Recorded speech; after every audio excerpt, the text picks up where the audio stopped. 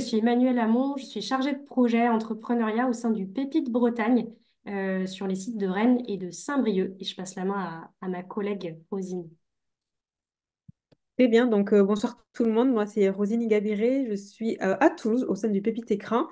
Et voilà, j'accompagne les entrepreneurs toulousains et j'anime des ateliers autour de l'entrepreneuriat. Et ce qui m'a motivée aussi à prêter main forte à Emmanuel pour ce webinaire, c'est qu'à côté, je suis aussi cofondatrice d'une recyclerie du sport. Donc tout ce qui est économie circulaire, ça me parle. Donc c'est chouette aussi de vous en parler pour vous motiver. Trop bien. Ben, merci beaucoup. L'idée, donc Anaïs, elle vous en a parlé un petit peu, mais c'est de mettre en lumière porteuses, porteurs de projets de différentes régions à qui on va laisser la main juste après. C'est aussi de vous qui êtes inscrits, vous faire découvrir en fait les coulisses de la création de projets, d'en comprendre aussi les enjeux par rapport à une thématique. C'est aussi peut-être vous intéresser, pas forcément par rapport à votre vocation entrepreneuriale, mais plutôt par un sujet qui est l'économie circulaire. Dans tous les cas, c'est de vous montrer que l'entrepreneuriat, c'est une voie professionnelle qui est possible. C'est aussi une posture que l'on peut avoir, même si on n'est pas entrepreneur, mais dans son quotidien, d'être motivé par des projets, de se mettre en action, de porter des initiatives. Donc, on va essayer de vous parler de tout ça ce soir. Juste avant de démarrer sur la mise en contexte, on va laisser Siloé, Romain et Maxence se présenter. Alors, 1 minute chrono maximum pour vous présenter, nous dire un petit peu qui vous êtes, d'où vous venez et l'endroit préféré de votre région. Est-ce que, Siloé, tu veux démarrer? Tu es juste au-dessous de moi sur Zoom. Avec plaisir. Donc, bonsoir à tous. Moi, c'est Siloé. Donc, j'ai 22 ans et je viens de Montpellier. Donc, j'ai fait Pépite l'an dernier au D2E et au Starter. Donc, dans le Pépite Languedoc-Roussillon. Aujourd'hui, je suis là pour mon projet Maison Janie, qui est une marque d'upcycling de vêtements et accessoires. Et voilà. Et ton endroit préféré? Et pour mon endroit préféré, donc je dirais la plage du Grand Travers à côté de la Grande Motte, donc parce que forcément j'aime beaucoup la mer. Merci beaucoup. À qui tu passes la main? Je passe la main à Romain. Ok. Bonjour à tous. Donc Romain Ségura, je suis l'un des cofondateurs de Rev Bikes, donc une marque de vélo modulable, circulaire, fabriquée localement à destination des entreprises. Donc on est le premier fabricant à aller directement proposer des vélos de fonction. La transition est pas mal puisque je suis né à Montpellier. J'aime aussi beaucoup la plage du Grand Travers, mais nous, on est basé à Lyon, donc avec l'équipe Rev Bikes, à Lyon, exactement à Villeurbanne, où il y a nos ateliers. Euh, mon endroit préféré à Lyon, nous, enfin, pour moi, c'est la colline de Fourvière, parce que c'est là où on a eu nos premiers locaux, on a fait les premiers tests des Rev Bikes, où on a pu tester nos vélos directement dans la piste de la Sarah. Et puis c'est un endroit aussi où on a une super vue sur Lyon et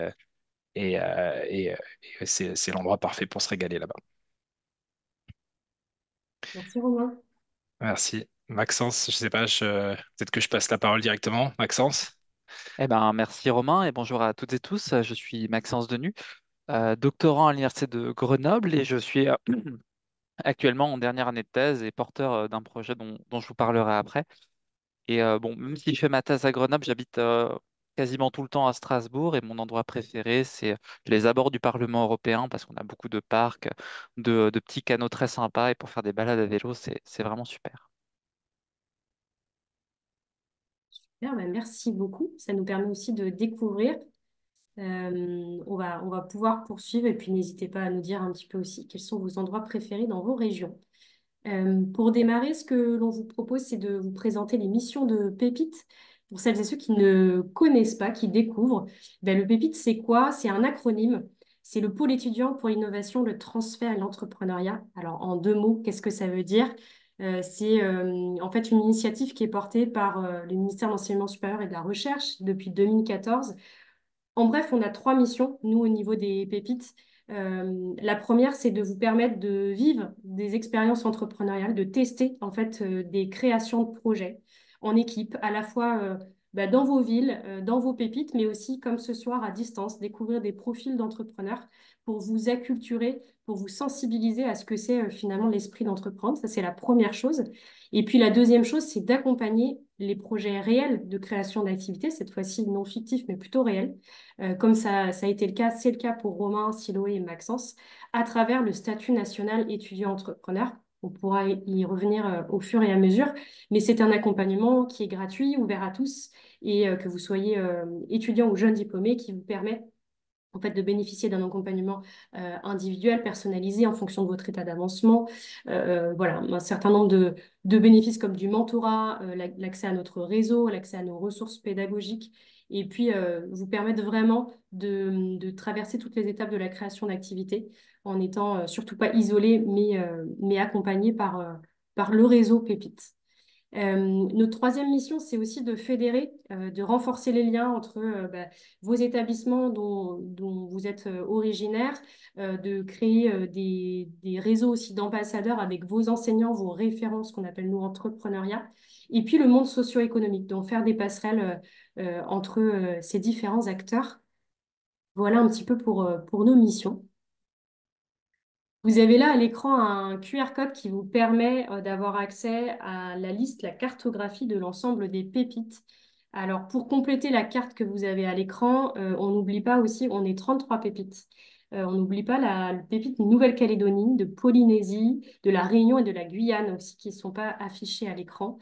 Mais voilà, retenez dans tous les cas que si vous êtes intéressé par l'entrepreneuriat, si vous avez envie de vivre une expérience entrepreneuriale, qu'elle soit fictive ou réelle, vous avez accès ou près de chez vous à un pépite. Voici pour la présentation du pépite, de nos missions. Ce soir, on est particulièrement, spécifiquement réunis autour d'un sujet qui est l'économie circulaire. Et donc, Rosine, je vais te laisser la main pour cette partie. Très bien, merci beaucoup Emmanuel. Tac. Ah, je veux bien la slide suivante. C'est- voilà, donc avant de rentrer dans le vif du sujet et donc d'écouter les entrepreneurs qui sont présents ce soir, on s'est dit qu'on allait d'abord réexpliquer ce que c'était l'économie circulaire. Et je pense que pour la plupart d'entre vous, c'est des choses que vous connaissez, mais parfois la mise en perspective n'est pas toujours évidente. Et donc l'objectif de l'économie circulaire, préserver les ressources en limitant le gaspillage. Et donc, pour cela, en fait, on peut s'appuyer sur quatre axes. Il y a donc l'éco-conception, le fait déjà de se dire au moment où je fabrique mon produit, comment je vais limiter son impact environnemental. Il y a l'économie de la fonctionnalité, c'est par exemple le fait de louer son matériel de bricolage au lieu de l'acheter, parce que généralement, c'est quelque chose qu'on peut utiliser ponctuellement. Et on le retrouve aussi notamment sur ce qui est l'autopartage. Donc voilà, vraiment, plus que de l'économie de la fonctionnalité, on va faciliter la compréhension, donc ça va être l'économie du partage. Il y a le plus connu qui est le recyclage et la valorisation des déchets. Le fait, par exemple, de transformer des canettes en d'autres éléments, je ne sais pas moi, des lampes design, par exemple. Et il y a le réemploi et la réparation avec l'enjeu de prolonger la durée de vie des produits.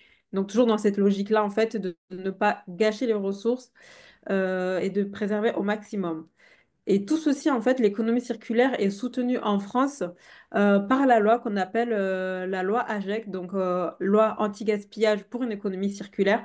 Et donc, en fait, c'est ça qui vient régir, coordonner les différents acteurs, en fait, qui vont être concernés par l'économie circulaire. Par acteur, j'entends vraiment, on va le retrouver dans l'agroalimentaire avec l'anti-gaspillage, donc peut-être il y a une appli Too Good To Go, par exemple, l'autopartage que j'ai déjà cité, le bricolage avec le roi Merlin, etc. Donc on va vraiment le retrouver dans chaque domaine, notamment le sport pour ce qui est des recycleries du sport. Et souvent, en fait, ce qui aide aussi à comprendre ce qu'est l'économie circulaire par rapport à l'économie classique qu'on appelle l'économie linéaire, donc c'est des schémas, en fait. Donc, on est tous habitués à acheter des produits donc, qui sont issus de la consommation de ressources, l'utiliser et le jeter. L'enjeu, donc, de l'économie circulaire, c'est vraiment de trouver les différentes voies de revalorisation du produit avant vraiment de dire que ça devient un déchet. Voilà, et donc tu peux me mettre la slide suivante. Et comme je le disais au tout début, en fait, l'enjeu de l'économie circulaire, c'est vraiment de préserver les ressources. Donc, si on est dans une démarche de partager, de réparer, de prolonger la durée de vie, ben, on va préserver les ressources parce que faut savoir que sur la planète, c'est plus de 100 milliards de tonnes de ressources qui sont extraites pour fabriquer les objets qu'on utilise nous au quotidien. Et c'est seulement 7,2% pardon, de ces éléments qui vont être réintroduits dans une démarche circulaire pour préserver les ressources. Donc, vous voyez qu'on a quand même une belle marge de progression. Mais le fait aussi de préserver les ressources, c'est on réduit limite la production, l'émission de CO2.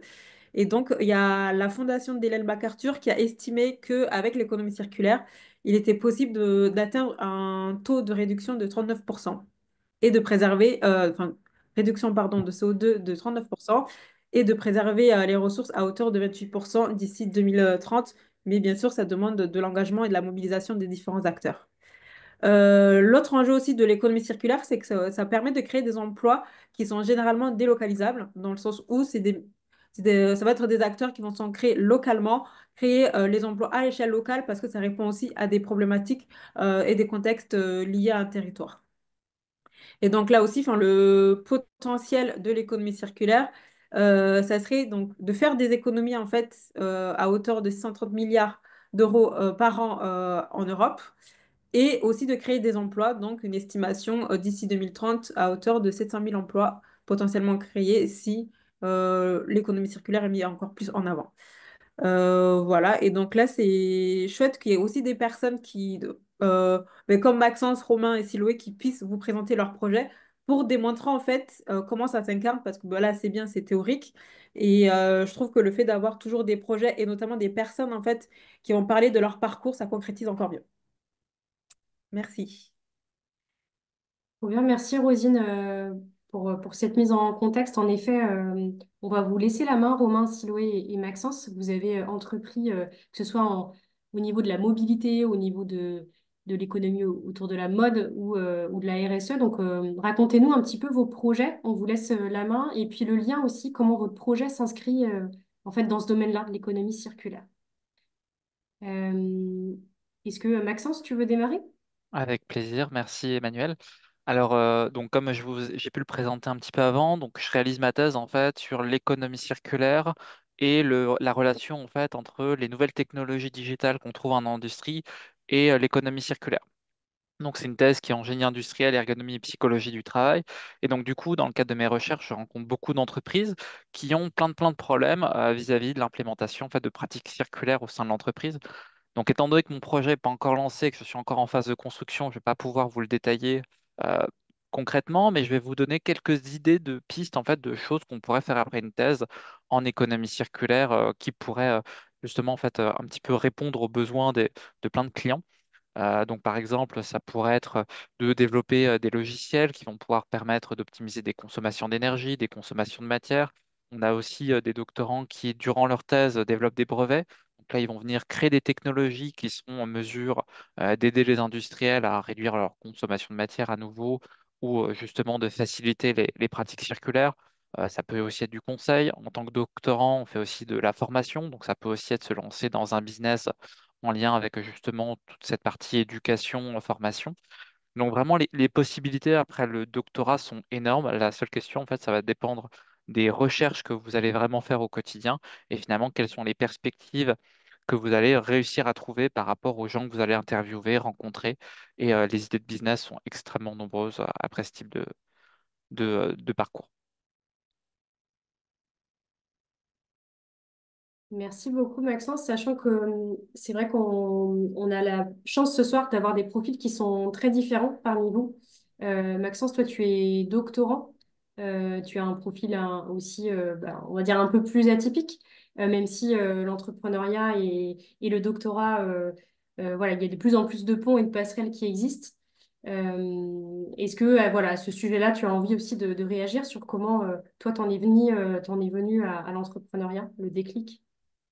Oui, tout à fait. En fait, le déclic, c'est vraiment à force de rencontrer des industriels qui ont quasiment tous les mêmes soucis ou qui, en fait, ont tous besoin d'une certaine aide à certains niveaux de leur processus.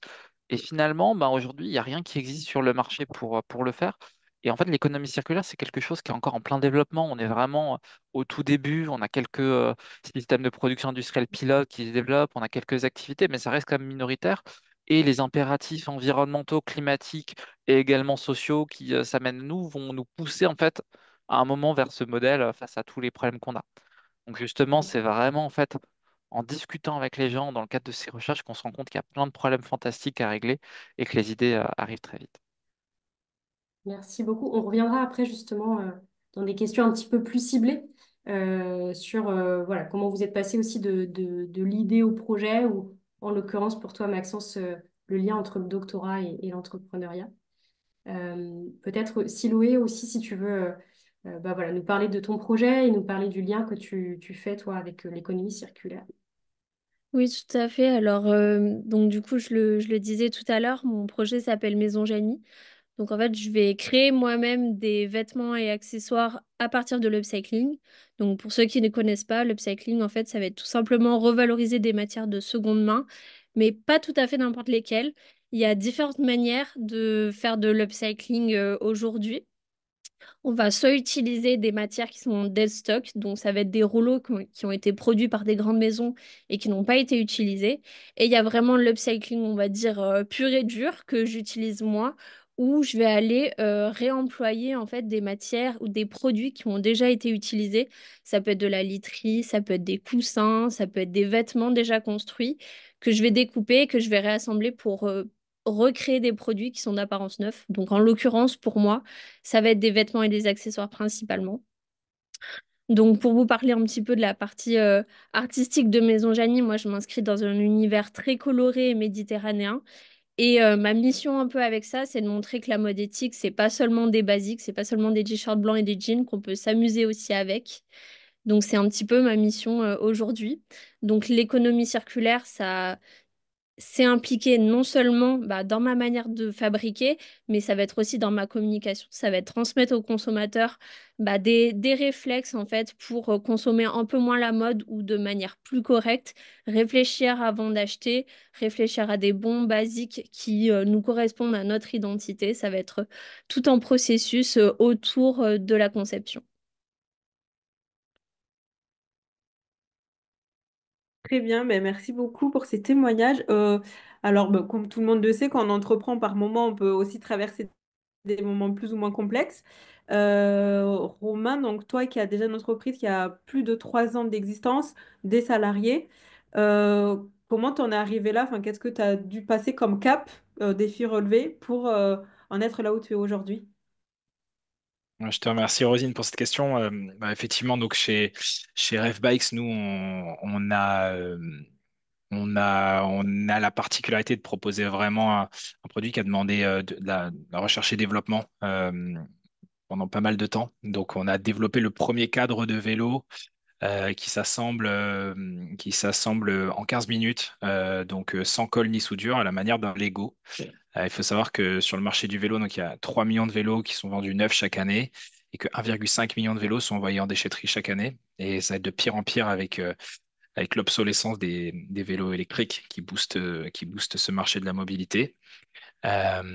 Nous, donc, il a fallu passer enfin, montrer que tout ça, c'était possible.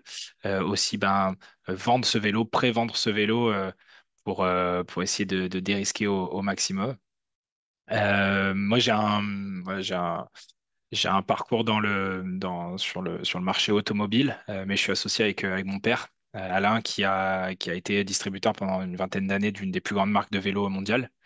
Et du coup, c'est en discutant avec lui ben, du sort de ces vélos à travers le monde qu'on s'est dit, bon, bah, OK, il faut faire quelque chose. Il faut relocaliser la production en France et il faut aller encore plus loin dans la démarche et proposer des vélos qui durent le plus longtemps possible, quoi. Donc, on a développé un vélo circulaire modulable qui va s'adapter avec l'usage, avec aussi le gabarit des utilisateurs. Donc, nous, on vend ça spécifiquement aux entreprises. Il y a du turnover, donc il y a des changements de salariés dans les entreprises. On va rester de moins en moins longtemps dans les boîtes et c'est pas une raison pour pas mettre des vélos à disposition. Et un vélo, pour qu'il soit utilisé, il faut qu'il soit vraiment adapté à la personne. Donc moi, je fais 1,92 m. Demain, bah, je quitte l'entreprise et c'est pas le même vélo qu'il faut pour la personne qui va me remplacer. Et elle a peut-être des enfants, un, deux enfants. Peut-être qu'elle doit monter une côte, bah, par exemple Fourvière, tous les jours. Donc ça veut dire qu'il faut peut-être un moteur assez puissant, alors que moi je déteste le vélo électrique et j'ai vraiment besoin d'un vélo musculaire. Donc voilà, le but c'est que ces vélos ils restent pas au garage, qu'ils aillent pas en déchetterie, ça serait la pire des choses. Nous on a développé tout ce système-là sur la circularité. Et en fait on va vraiment plus loin aussi dans la démarche puisqu'on propose un système d'abonnement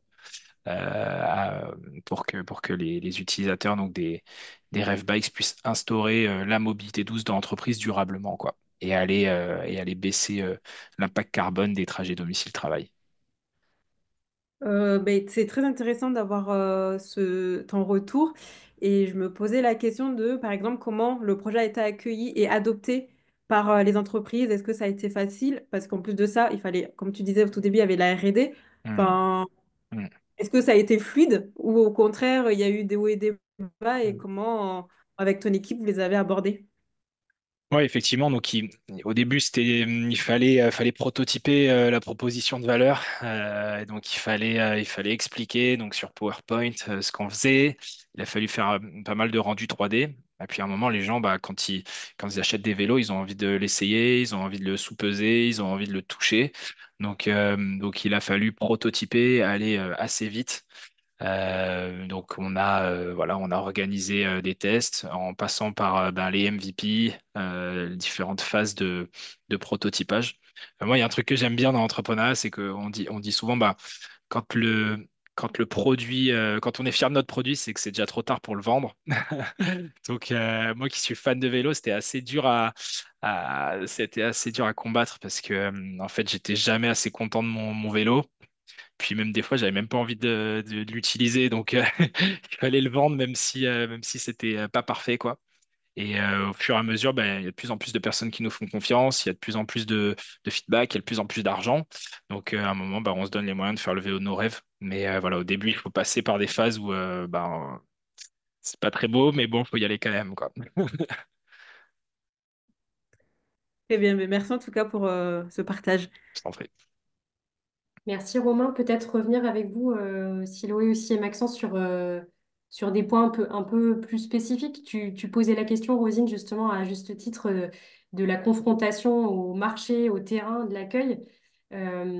Pour toi, Siloé, c'est parti. Tu as un parcours académique qui est beaucoup tourné vers ta passion, vers le stylisme. Et tu es venu ajouter la brique de l'entrepreneuriat dans ton projet.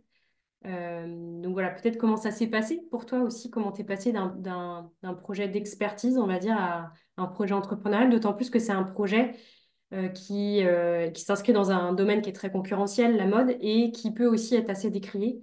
La mode, enfin, voilà, tout ce qu'on connaît autour de la fashion, le fast fashion, etc., par rapport à l'économie circulaire. Donc comment toi, tu tires aussi ton épingle du jeu? Oui, alors pour ce qui est de la mode et du stylisme, on va dire que ça n'a pas été une grande surprise pour moi parce qu'en fait, j'ai gardé cette idée depuis toute petite, depuis que je suis à peu près dessinée, je sais que je veux travailler dans la mode.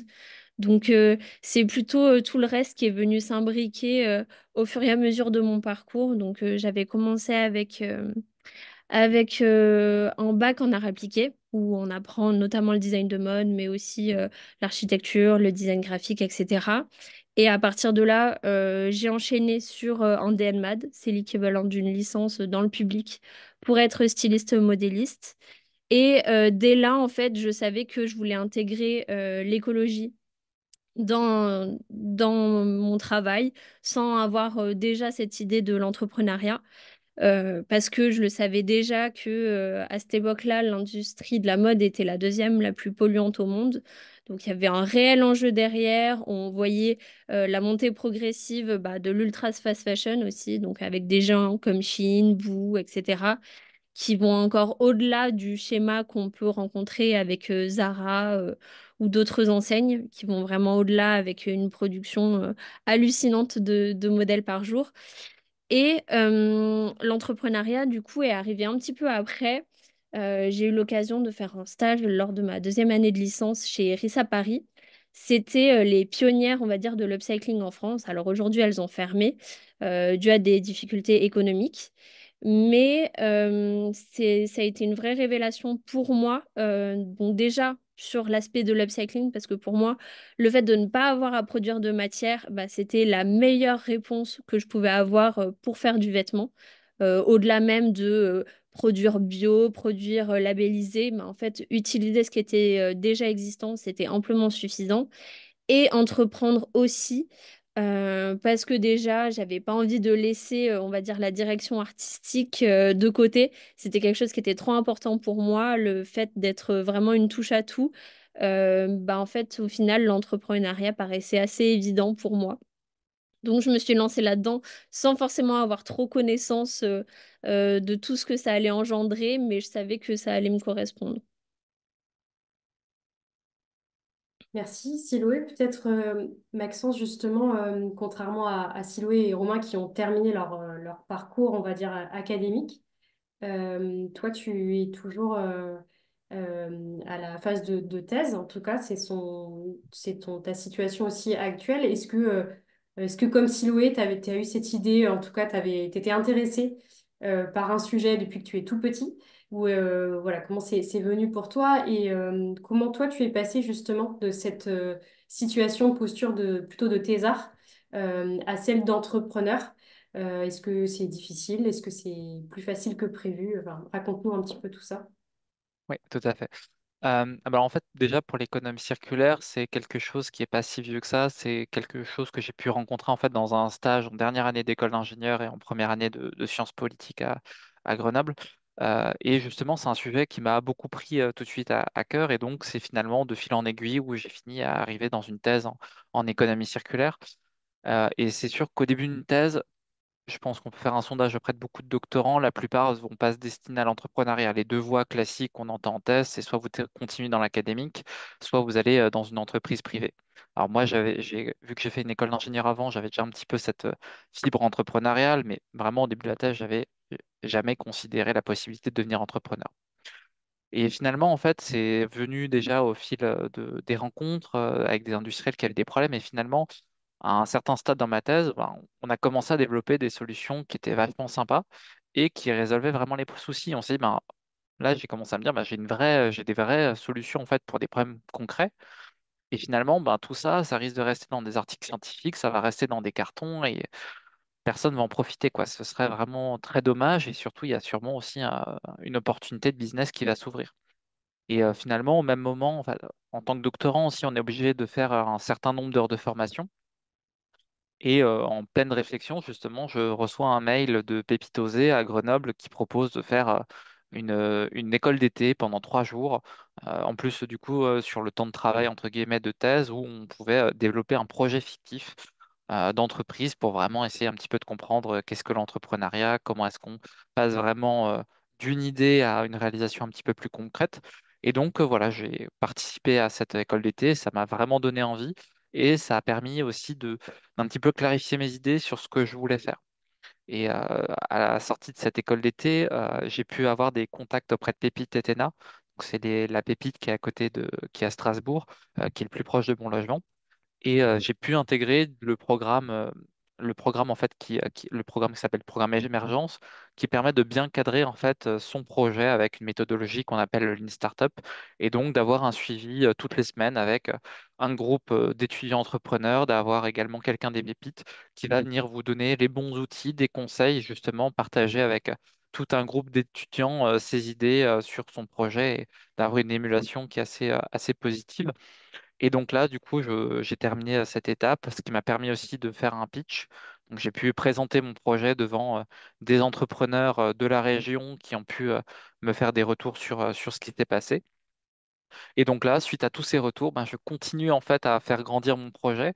En thèse, en fait, ce qui est très bien et ce qui est extrêmement pratique, c'est que justement, vous continuez votre recherche d'un côté, vous avez votre salaire d'un côté.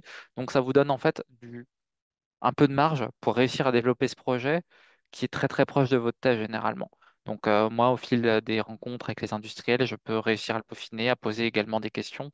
Quand je vais dans un salon professionnel découvrir des technologies en lien avec mon domaine, eh ben, c'est aussi le moment de nouer des contacts pour le projet entrepreneurial.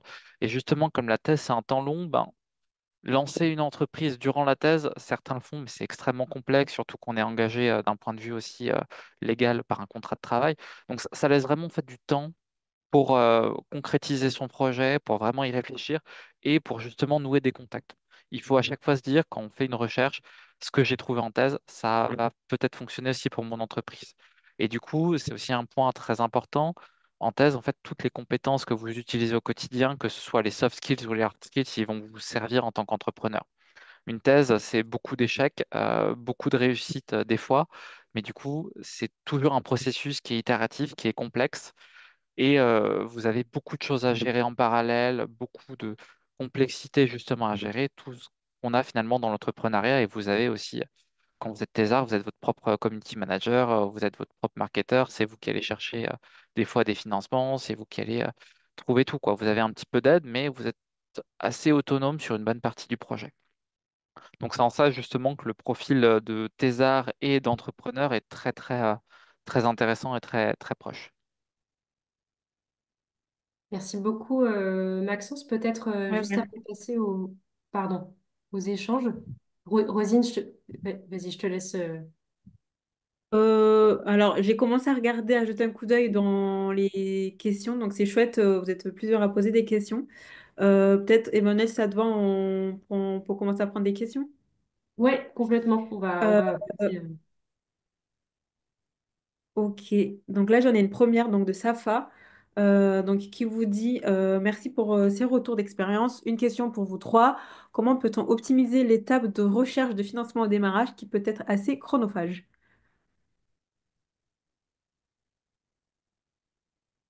Est-ce que, Euh, Romain, ouais, Ouais, tu veux démarrer? moi, je peux y aller si vous voulez. Oui. Effectivement, nous, on est passé par pas mal de stades de financement jusqu'à, ben là, on est au stade de réaliser donc une série A. Donc ça a bien avancé. Au démarrage, il a fallu passer pas mal de temps hein, sur les premières recherches de financement, effectivement. Je pense que le plus important, c'est de se faire accompagner déjà auprès d'incubateurs, de centres d'entrepreneuriat. Donc nous, quand on a fait le D2E, il y a eu au début les bourses au prototype, il y a eu les aides des régions, enfin, de la métropole. Et après, on passe rapidement donc à l'aide de la bourse French Tech. Donc, je trouve que le plus difficile dans tout ça, c'est d'expliciter son projet. C'est de faire comprendre aux autres d'une manière claire, rapide, ce qu'on fait, quels problèmes on résout. Donc, bon, la base, mais c'est quand même important. Donc, moi, ce que je donnerais comme conseil, c'est de clarifier assez rapidement bah, la proposition de valeur, le pitch, et de trouver rapidement, de parler rapidement donc à sa cible pour essayer d'améliorer les choses, de clarifier, parce qu'en vrai, si la cible ne comprend pas et qu'on n'arrive pas à leur vendre, c'est qu'en fait, bon, bah, c'est pas clair. Et que du coup, on va mettre du temps à remplir les dossiers, quoi. Euh, voilà. Donc après, effectivement, le gros accélérateur, c'est d'aller lever des fonds, mais c'est pareil, en fait, pour aller lever des fonds, il faut que ce soit clair aussi, le problème qu'on résout et tous les basiques, en fait, qu'on apprend du coup au D2E ou dans les incubateurs, quoi. Donc, je pense qu'il faut directement aller dans les incubateurs ou au D2E.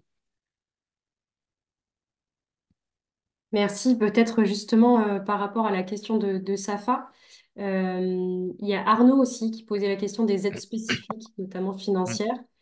Ouais. Est-ce que, notamment peut-être Siloé ou Maxence, est-ce qu'il y a des aides auxquelles vous avez pu prétendre un peu comme Romain ou auxquelles vous pensez pour la suite? Pour ma part, il n'y a pas eu d'aide nécessairement. Après, le fait d'intégrer Pépite et le D2E, on va dire, m'a permis de prolonger mon statut étudiant et de conserver ma bourse. Donc en soi, ça a été, je l'ai utilisé un peu comme une aide pour mon projet. Et après, pour revenir sur le financement, donc moi, c'était, on va dire, une méthode un peu particulière. Ça s'adaptera pas à tous les projets, mais pour le coup, on peut dire que je l'ai optimisé. En fait, au moment où j'ai terminé ma licence, en fait, j'ai passé les 2 mois de l'été, on va dire, à bosser, à me faire des sous pour les mettre un peu de côté et avoir de quoi lancer un minimum mon projet. Donc c'était l'équivalent d'avoir 2 000 € de côté. C'est vraiment pas du tout les mêmes sommes en fonction des projets. Et après, en fait, ce qui a été le plus efficace pour moi, ça a été de me lancer rapidement sur mon marché parce que j'avais l'avantage d'être moi-même la main-d'œuvre, on va dire, de faire moi-même mes produits et du coup d'expérimenter au plus rapidement mon marché, voir ce qui fonctionnait et faire rentrer aussi des sous avec du coup les ventes que je pouvais avoir.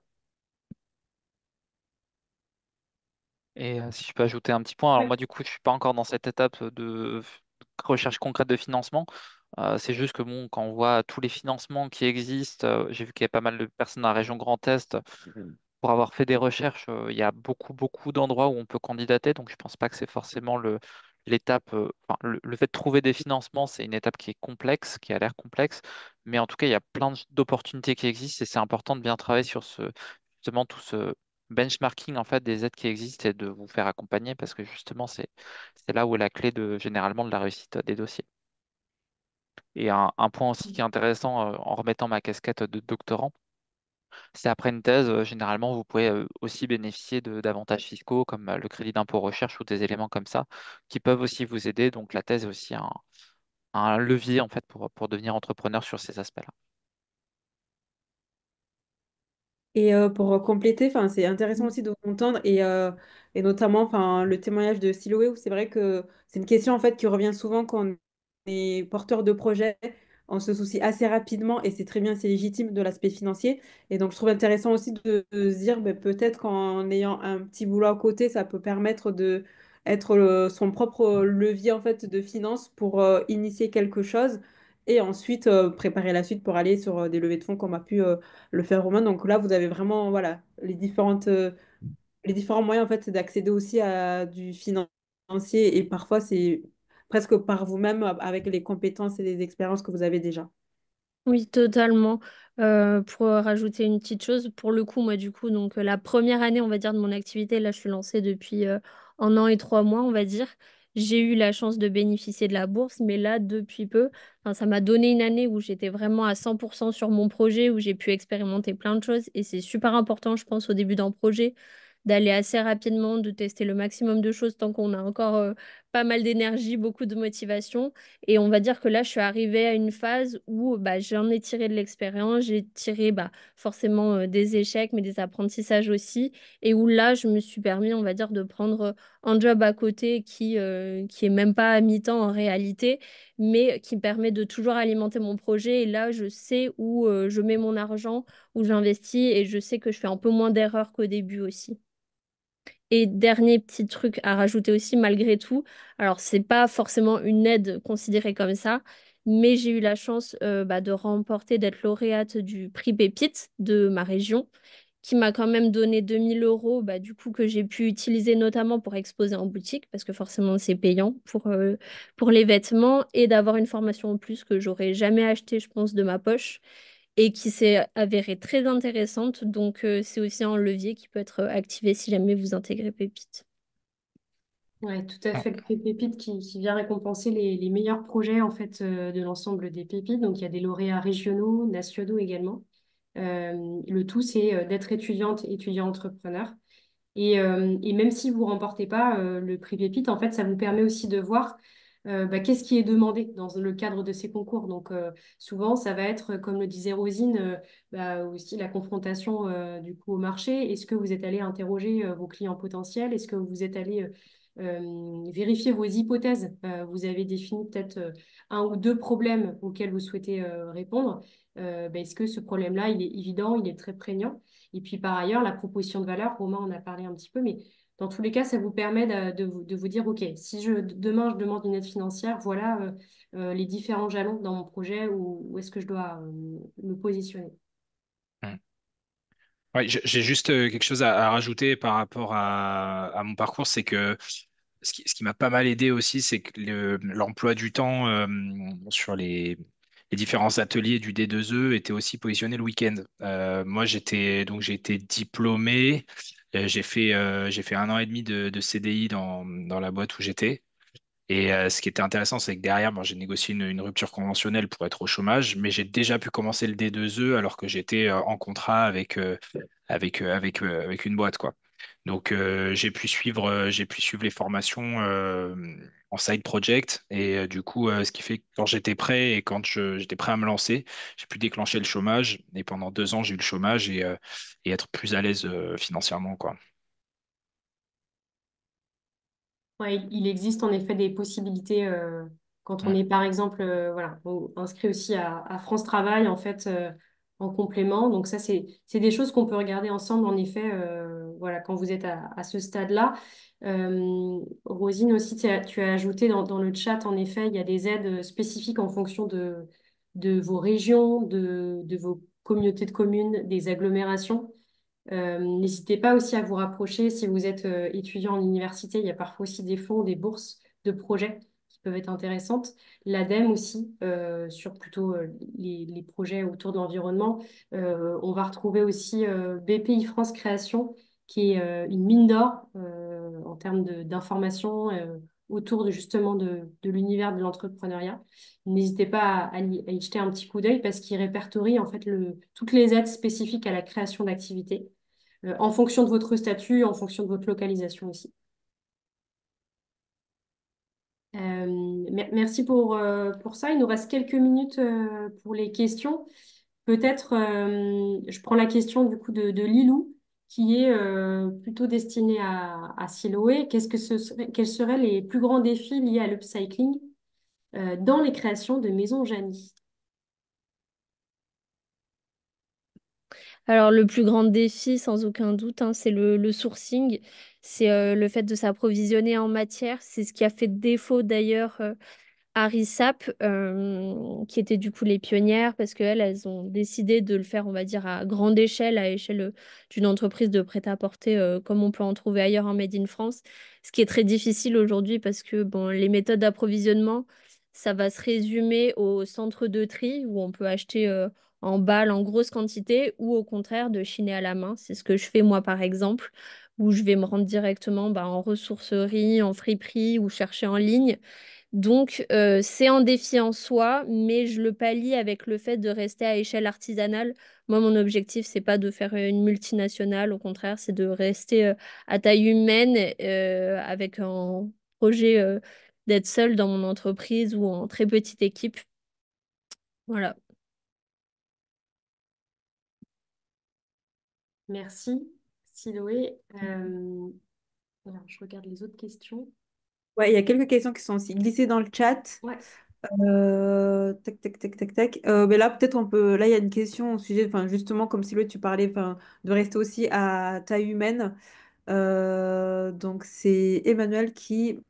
Il y a une question. Donc, ma question, pardon, concernant une entreprise artisanale pour des objets faits main, comment trouver des moyens pour subventionner les technologies modernes afin de produire plus? Donc, on retrouve un peu ce côté aussi financier. Et peut-être, genre, pour vite, vu qu'on est encore sur l'aspect financier, c'est comment éviter les erreurs de gestion financière au lancement de son projet. Voilà, pour reboucler l'aspect finance. Est-ce que vous avez des... euh, typiquement, je pense aussi, Romain, comment tu es peut-être passé de l'échelle peut-être prototype à l'échelle industrialisation de qu'est-ce que tu as pu mobiliser? Est-ce que tu as aussi des technos spécifiques et comment tu as pu les financer? Et après, voir si tu as des conseils aussi sur comment bien gérer sa gestion financière au démarrage. Oui, merci pour cette question. Alors, sur la partie, sur la partie gestion financière, donc effectivement, on a pas mal d'ateliers donc dans les D2E et notamment dans les parcours d'incubateurs où on va avoir spécifiquement des briques sur la gestion financière.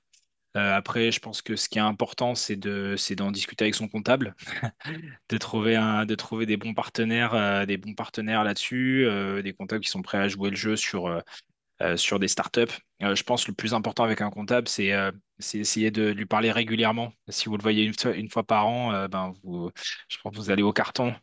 Il y a tellement de choses à prévoir et à discuter sur de l'optimisation avec les comptables. Donc moi, je conseillerais ça. Et après, de s'entourer aussi de personnes d'expérience qu'on peut appeler régulièrement des mentors qui volontiers en fait ont envie de partager leur parcours et d'aider aussi les startups. Donc voilà, souvent des anciens chefs d'entreprise. Sur la partie mise à l'échelle industrielle, alors ça c'est une partie un peu plus complexe puisque ça va dépendre des technologies de chacun. Nous, ce qui était difficile, c'était que notre technologie, nous, est à base enfin, nos raccords sont faits en fonderie. Donc fonderie, ça veut dire qu'il y a des moules. Les moules, ce qui est difficile, c'est qu'on ne peut pas bien les faire financer par les banques. Donc il y a pas on peut pas faire de crédit buy dessus. Quand on achète une machine, par exemple, on a du crédit buy. Sur les moules, c'est un peu plus compliqué. Donc, ce qui est le plus important, c'est vraiment d'être voilà, itératif sur le produit, d'essayer de dérisquer un maximum. Nous, par exemple, on est passé par des moules en sable. On est passé même avant sur de l'usinage, de l'artisanat, en passant avec les écoles, d'essayer de faire prototyper des choses rapidement, de valider un maximum de choses aussi en CAO. Et après, quand on est sûr, bah, on y va, on passe sur des moules, de bien choisir aussi ses fournisseurs sur la partie qualité, de faire bien attention aussi à la propriété des outils qu'on achète. Quand on achète des moules, il faut que les outils nous appartiennent. Et après d'essayer de voir bah, comment on peut optimiser tout ça avec des personnes spécialisées dans le domaine, quoi. Mais auprès des incubateurs, en général, on a tout ce qu'il faut. Super, ben, merci beaucoup Romain pour cette réponse. Et il nous reste Apolline. Donc je vais lire ta question, Apolline. Donc c'est comment faites-vous pour et avez-vous fait pour répondre à toutes les questions que vous vous êtes posées dans la manière de s'y prendre? Donc en gros, enfin si j'essaie de reformuler, c'est souvent quand on a un projet, on a mille et une questions. Et ben c'est est-ce que voilà, vous avez des conseils de comment vous vous y êtes pris pour répondre à vos mille et une questions au démarrage, des méthodologies de structuration d'idées, etc. pour avancer. Je sais pas, entre Siloé et Maxence, si vous souhaitez prendre la parole pour répondre à Apolline. Quand on est vraiment encore dans l'accompagnement pépite, en fait, tu as directement un interlocuteur qui sera là pour te répondre à toutes tes questions. Et comme l'a dit aussi Romain avant, bah, il faut aussi s'entourer des bonnes personnes pour pouvoir poser ces questions, avoir des retours et des feedbacks fréquents sur son activité. En fait, un point qui peut être compliqué en tant qu'entrepreneur sans avoir lancé son entreprise, c'est de savoir quel niveau d'information je divulgue aux autres sans divulguer mon projet. Et du coup, justement, au début, ben, il faut pas forcément parler à tout le monde, pas parler de trucs très clés comme par exemple le nom, le logo ou alors vraiment le business model qui tourne derrière, mais vraiment d'essayer de s'entourer de personnes de confiance et de parler avec eux librement de ce qu'on va vraiment faire. Parce que si on parle pas de son projet, en fait, on va rester soi-même avec ses propres problèmes et on va jamais avancer. Et après, le deuxième point, ben, comme j'ai pu le mentionner dans mon intervention avant, il y a plein de méthodos qui existent pour créer son entreprise. Là, moi, j'ai pu découvrir le Lean Startup lors de mes accompagnements avec Pépite. C'est vraiment quelque chose qui pousse finalement à se poser les bonnes questions au bon moment et à toujours apprendre à creuser plus loin sur les projets. Donc, voilà, le bon conseil, c'est vraiment de bien s'entourer, je pense. Super, ben, merci Maxence pour ta réponse. Est-ce que Siloé, tu veux réagir, compléter Oui, sur cette... alors pour le coup, il y a tellement de questions effectivement qu'on peut se poser au début d'un projet. Je pense que pour ma part, il y a eu une grosse partie déjà d'envie de bah, ce que je voulais faire parce que malgré tout, mon projet, c'était quand même de vivre de mon métier passion. Et après, de l'intuition, en fait, on va rapidement le sentir quand on est un petit peu exercé, mais il y a des choses vers lesquelles on va aller, on sent que c'est aligné avec nous. Et puis, il y a des choses qui tiquent un peu. Moi, par exemple, ça a été bah, fixer mes prix. C'était quelque chose de pas facile et souvent, c'est dans ce genre de moment-là qu'il faut se faire entourer. Voilà, comme tu l'as dit, se faire entourer, hésiter. pas à se faire accompagner pour être sûr de prendre le bon choix et parfois bah, aller un peu plus loin que bah, ce qu'on aurait tendance à faire par facilité. Moi, par exemple, bah, j'avais tendance à vouloir voir un peu à la baisse mes prix. J'ai beaucoup travaillé dessus, au contraire, avec Pépite, pour au contraire fixer des prix de plus en plus justes, qui sont alignés, et puis retravailler la valeur, etc. Ça peut être cette question, comme ça peut en être plein d'autres, mais il y a une part d'intuition, je pense, là-dedans aussi. Ce que tu dis là, Siloé, merci, c'est important de le souligner parce que ça vient creuser et chercher et interroger aussi comme on dit, le why. Donc, c'est en fait pourquoi vous vous levez le matin en tant qu'entrepreneur, quelles sont les valeurs que vous voulez transmettre à travers votre projet. Et je pense que vous pourrez compléter, peut-être Rosine aussi en tant que chargée de mission, mais c'est une question auquel on essaye aussi de s'atteler, nous, en tant qu'accompagnants, et de vous aider avec des outils comme les 5 pourquoi, le why par exemple, aussi du Golden Circle de Simon Sinek. C'est interrogez-vous sur, voilà, c'est important de savoir ce qu'on vend, ce qu'on fait, à qui on s'adresse, mais pourquoi on fait, votre raison d'être, vos valeurs que vous voulez mettre au cœur de votre projet. Et ça permet aussi de vous interroger sur votre crédibilité, qui vous êtes. Parfois, quand on est dans une entreprise de service, on a du coup, c'est son cerveau, c'est sa matière grise finalement qu'on vend. C'est pas un produit décorrélé.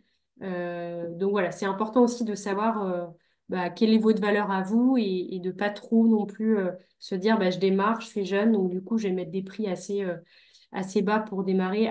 Voilà, faire attention à ça. Et en effet, on peut vous proposer dans les pépites des outils pour travailler sur ces valeurs. Mais merci beaucoup. Je crois qu'on a fait le tour, Rosine, au niveau des questions. Est-ce que... Oui, on a répondu à toutes les questions. Après, il en restait une dans le chat qui est plutôt de l'ordre administratif, de savoir est-ce qu'on peut être inscrit enfin, chez France Travail, pardon, et avoir le statut d'étudiant entrepreneur. Il me semble que oui. Hmm. Je te Ouais. laisse, Emmanuel, tu as quelque chose d'expérience que moi sur ce sujet-là à répondre.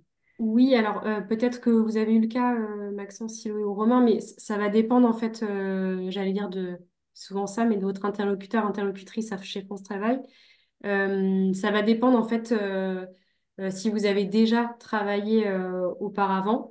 Est-ce que vous pouvez cumuler formation quand vous êtes inscrit au D2E, le diplôme étudiant entrepreneur? Parfois, ça peut poser souci. Nous, voilà, en Bretagne, je sais que on a des discussions chaque année pour ça. Ça évolue. Il y a des personnes, des porteuses de projets ou porteurs de projets pour qui ça fonctionne parfois, de cumuler les deux, pour qui c'est pas accepté. Donc ça va dépendre, c'est vraiment au cas par cas, et ça c'est vraiment quelque chose qu'il faut interroger avec votre interlocuteur de France Travail directement, pour savoir si c'est cumulable. Peut-être Siloué, si tu voulais réagir aussi. Oui, moi je sais que pour le coup, donc je m'étais pas encore inscrite à France Travail parce que ça pouvait corréler avec le fait de recevoir ma bourse. Mm. Et je sais que quelqu'un d'autre dans mon starter aussi avait eu des difficultés, mais après coup, il avait pu s'inscrire. Mais je suis en train de penser à autre chose pour revenir sur le coup, sur tout ce qui est financement, etc. Moi, je sais que j'ai pas pu l'obtenir parce que justement, mon entreprise était déjà créée. Mais si vous souhaitez lancer des projets, surtout, bah, la thématique est cohérente. Il y a le revenu écologique jeune qui existe, qui peut vous financer pendant plusieurs mois si vous n'avez pas encore lancé l'entreprise. Donc, n'hésitez pas à vous renseigner là-dessus. Merci, Siloé. Je rajoute aussi, il y a 2 concours en ce moment, enfin même 3. C'est pas exhaustif, mais je pense à ça. Il y a le concours du Petit Pousset aussi qui vient récompenser des projets jusqu'à 10 000 euros. Donc n'hésitez pas à aller voir ces infos-là jusqu'au 10 avril, je crois. Il y a le MoveJ aussi, qui est également une structure qui permet du mentorat entre chefs d'entreprise et jeunes entrepreneurs, et qui permet aussi d'aller chercher des dotations financières. Donc renseignez-vous. Et puis il y a plusieurs pépites qui participent au Pépite Pitch. Donc c'est un défi en fait de vidéos sur Instagram. Et renseignez-vous parce qu'il y a un concours qui est en cours en ce moment, régional, donc dans les pépites. Essayez de vous renseigner si votre pépite y participe. Et il y aura une finale nationale au mois de juin. Voilà, n'hésitez pas à vous abonner aussi à des newsletters pour avoir les infos justement sur ces appels à projets, ces concours et autres bourses à projet. Euh, donc merci à Arnaud. C'est le MOVJ, M2OVJEE, pour ce concours. Je regarde, pardon, en même temps les différents commentaires sur le chat. Emma, notamment, qui nous dit que ça avait fonctionné pour elle. Donc, j'imagine que c'est par rapport à l'inscription au France Travail et en parallèle le statut étudiant-entrepreneur. Arnaud également. Voilà, renseignez-vous directement auprès de vos interlocuteurs. Merci à tous. J'en profite juste pour vous mettre à l'écran. Alors, c'est plutôt pour vous, les participants. Euh, Si vous pouvez flasher ce QR code, en fait, pour nous, c'est super important de recueillir votre feedback, vos tops, vos flops de ce soir sur ce webinaire, d'avoir vos ressentis, parce que ça nous permet d'être nous aussi en mode amélioration continue, lean startup, itératif, et savoir voilà, comment est-ce qu'on peut améliorer aussi ce qu'on vous propose. Donc, je vous remercie de bien vouloir flasher ce QR code qui est à l'écran. Et puis, comme l'avait dit Anaïs, en début de propos, vous recevrez également le lien par la suite. On arrive aux dernières minutes de ce webinaire. C'est bien ça, j'allais rebondir Je te justement. laisse la main, Rosine. Ouais. Merci Emmanuel. Oui, donc le webinaire touche à sa fin et donc avant de tous et toutes se quitter, donc nous on a envie quand même que Romain, Maxence et Cécile nous partagent leur actualité. Voilà, où est-ce que vous réserve la suite de cette année parce on est qu'en février, mine de rien. Donc quels sont vos plans pour vos projets pour la suite? Et aussi, vous pouvez nous partager une petite pépite. Là, je ne sais pas, ça peut être une lecture, Roco Podcast, voilà, quelque chose avec lesquels les personnes qui ont participé à ce webinaire peuvent repartir avec. Merci.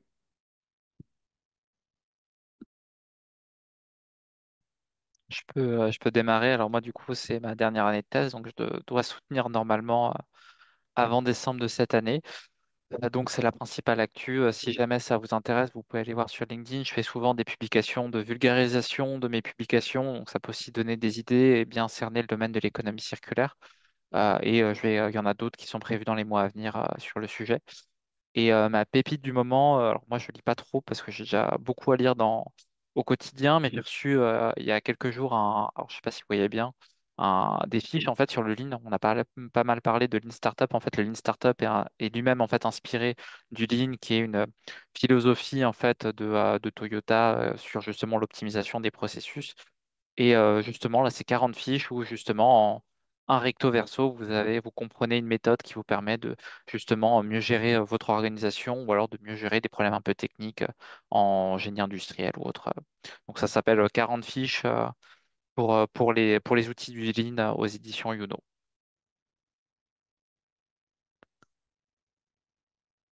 Merci, Maxence. Peut-être Romain, est-ce que tu peux nous partager ton Ouais, actu? let's go.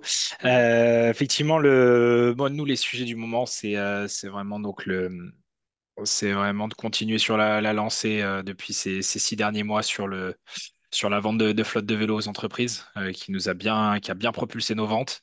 Donc, si vous connaissez du monde qui est intéressé pour mettre en place des vélos de fonction, n'hésitez pas.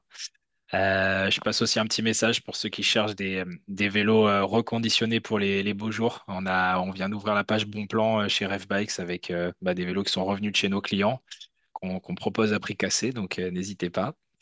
Et après, la petite pépite du moment. Donc, alors, ça fait un moment parce que c'est le livre que j'ai lu qui m'a donné aussi envie de me lancer. C'est La semaine de 4 heures, donc qui est de Tim Ferriss, qui est assez intéressant puisque ça met en place.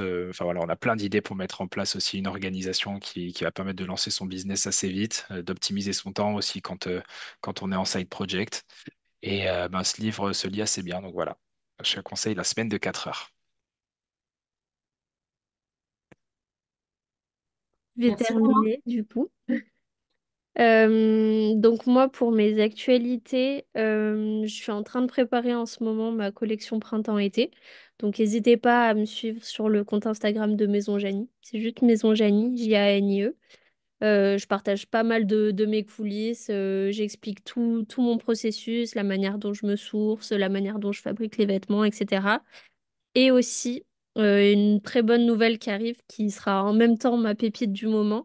Mais on a l'arrivée de la toute première Slow Fashion Week à Marseille, auquel je vais participer, avec un très beau défilé qui se profile sur l'île des Gabis, juste à côté de Marseille.